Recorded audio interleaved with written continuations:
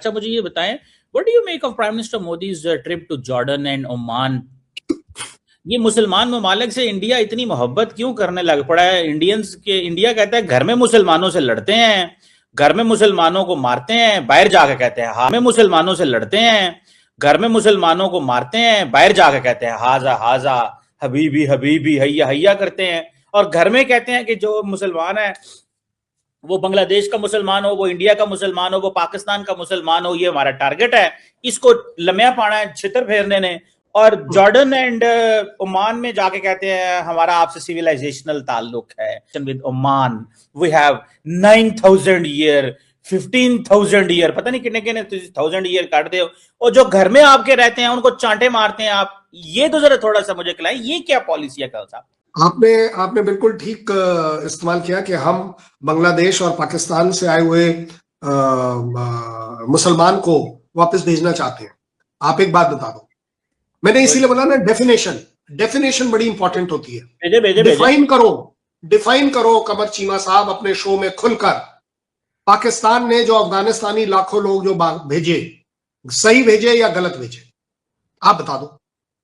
क्योंकि अगर आपकी डेफिनेशन ठीक होगी तो मेरे लिए भी ठीक होगी, अगर गलत होगी तो मैं आपके सामने बोल दूंगा कि आपकी गलत है, मेरी सही है। जो जिस कंट्री का है उसका हक, उसका कर्तव्य उस कंट्री में जाने का बनता है। मेरी कंट्री में आप अनऑथराइज तरीके से रहने से आपको कोई कहीं किसी तरह की मानवता से रिलेटेड कोई हेल्प नहीं मिलेगी।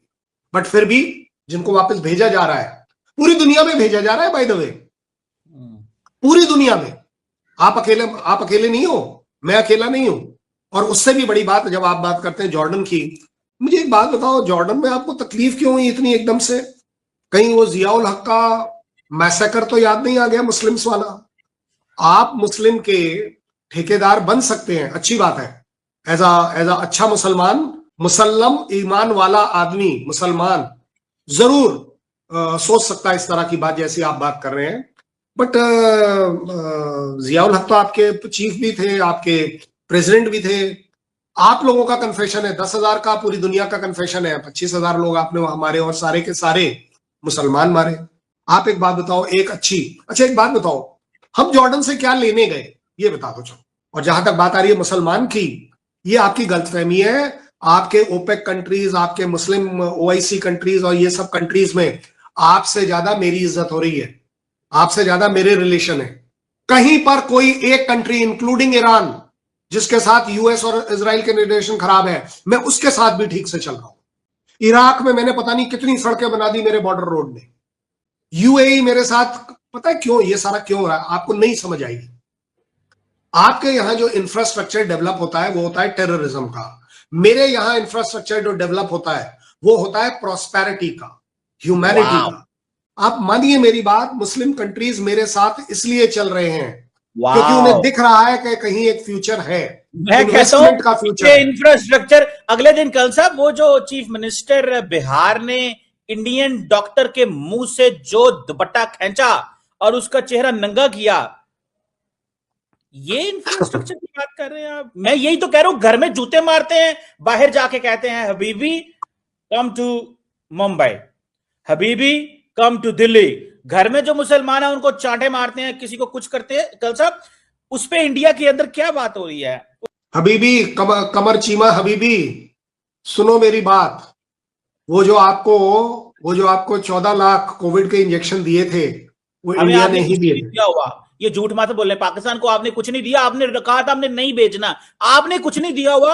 आप सुन ही नहीं रहे, इसलिए आपकी इंफॉर्मेशन गलत है। हम अभी भी बोल रहे हैं हम पाकिस्तान को वो इंजेक्शन नहीं बेचेंगे, ये तो मैं अभी भी बोल रहा हूं। हमने आपको सीएसआर में कॉम्प्लीमेंट्री दिए हैं क्योंकि हमें दुनिया के सब कंट्रीज को दिए। क्या बड़ी बात है? मैं आपको हबीबी की बात कर रहा हूं। इंडिया का हबीबी हर वो कंट्री है जो म्यूचुअली एक दूसरे को रिस्पेक्ट कर कर ऊपर जाना चाहता है।